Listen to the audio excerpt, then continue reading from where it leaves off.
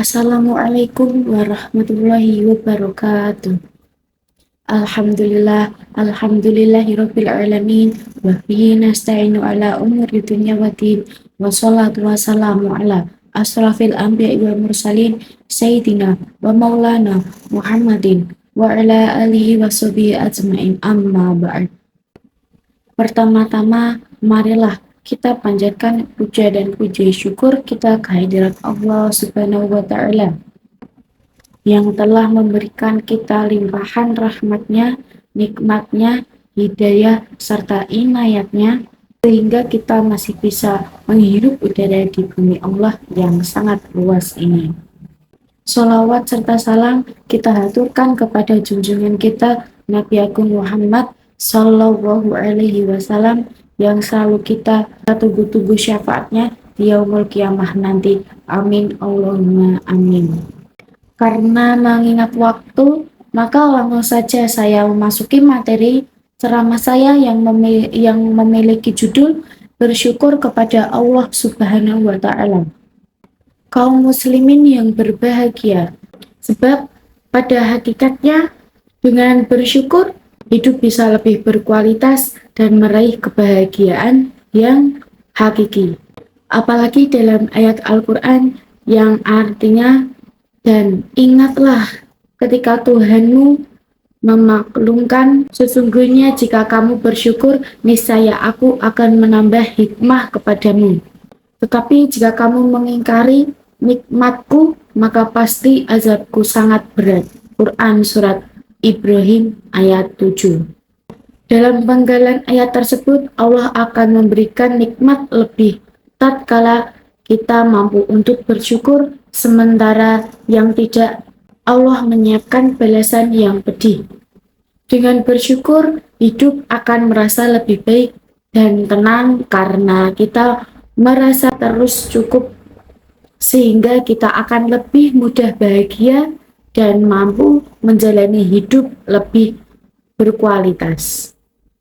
Sedangkan yang enggan untuk bersyukur, hatinya akan kering, dihantui oleh ketidakpuasan dan ingin meraih banyak hal. Meski hidupnya sudah berkecukupan, tetapi orang yang jarang bersyukur hidupnya sempit dan sulit menemukan bahagia. Oleh sebab itu, saya mengajak kita semua yang ada di sini untuk terus bersyukur. Bukan untuk hal-hal besar, tetapi cobalah untuk mensyukuri hal-hal kecil yang mungkin orang di luar sana tidak seberuntung kita. Sebagaimana firman Allah dalam Al-Quran. Dan jika kamu menghitung nikmat Allah, niscaya kamu tidak akan mampu menghitungnya. Sungguh, Allah benar-benar Maha Pengampun, Maha Penyayang. Quran Surat An-Nahl ayat 18. Kaum muslimin yang dirahmati Allah Subhanahu wa Ta'ala, secara bahasa, bersyukur adalah pujian kepada yang telah berbuat baik atas apa yang dilakukan kepadanya. Syukur merupakan kebalikan dari kufur, sementara menurut istilah, syukur adalah penggunaan seluruh nikmat Allah Subhanahu wa Ta'ala oleh seseorang hamba, baik dalam bentuk pendengaran, penglihatan, hati, maupun yang lainnya, sesuai dengan tujuan penciptanya. Rasulullah Shallallahu Alaihi Wasallam adalah manusia yang pandai bersyukur. Lantas bagaimana cara atau tips bersyukur? Itu sangat mudah. Kamu tinggal menerapkan beberapa hal ini. Yang pertama, selalu menginginkan nikmat Allah. Yang kedua, cobalah dari hal yang terkecil, selalu merasa cukup. Cobalah bersyukur dengan perbuatan mengingat janji Allah, di mana yang bersyukur akan mendapat balasan yang besar. Nah, 4 hal di atas cobalah untuk diterapkan dalam kehidupan sehari-hari. Niscaya kebahagiaan dalam diri bisa diraih dengan hakiki. Suatu ketika beliau pernah ditanya, Bilal, Apakah yang menyebabkan Baginda menangis? Padahal Allah telah mengampuni dosa-dosa Baginda, baik yang dahulu maupun yang akan datang. Rasul menjawab, tidakkah engkau suka aku menjadi seorang hamba yang bersyukur? Oleh karena itu, memang kita mesti siap dalam setiap kondisi ketika bersyukur.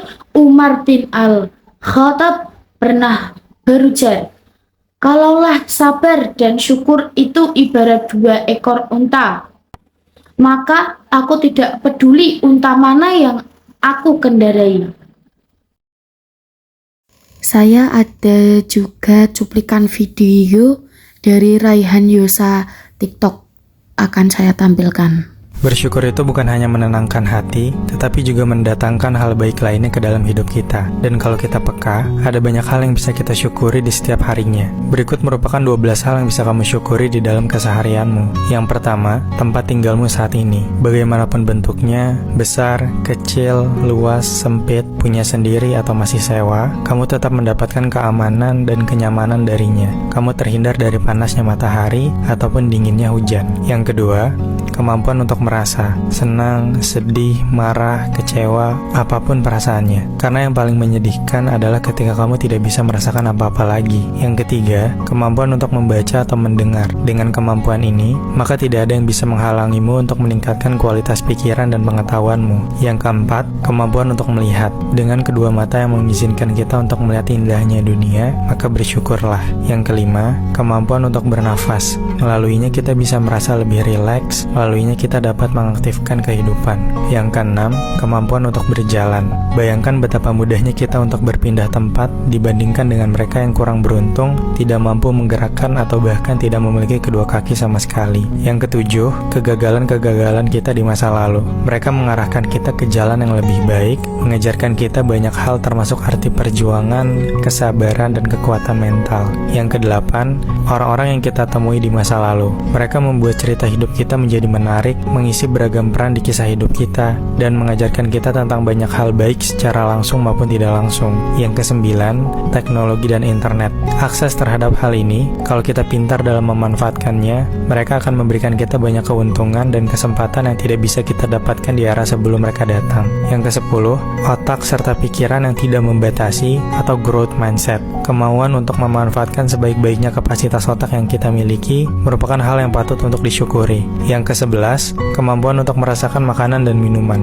Bayangkan jika kita tidak bisa merasakan lezatnya nasi padang atau sirup marjan, akan seberapa membosankannya hidup kita. Yang ke-12, apapun yang kita miliki saat ini, seluruh anggota tubuh kita, keluarga kita, teman atau sahabat kita, benda-benda kita, apapun itu, semuanya patut untuk kita syukuri setiap hari. Jangan sampai kita menyesal di kemudian hari ketika kita kehilangan mereka, karena selama memilikinya, kita tidak menghargai keberadaan mereka. Sekarang pertanyaannya, hal apa yang kamu syukuri hari ini? Share yuk di kolom komentar. Nah, itu tadi cuplikan video yang saya perlihatkan. Dari situ kita harus belajar jika kita mempunyai rumah yang biasa saja, yang penting ketika hujan kita tidak kehujanan, ketika panas kita tidak kepanasan. Dan untuk mahasiswa kita juga harus bersyukur karena di luar sana juga banyak orang-orang yang ingin berkuliah sarjana. Tetap giat terus belajar dan pantang menyerah. Sekian atas apa yang saya sampaikan. Mohon maaf apabila ada tutur kata yang kurang mengenakan di hati kalian semua. Terima kasih. Wassalamualaikum warahmatullahi wabarakatuh.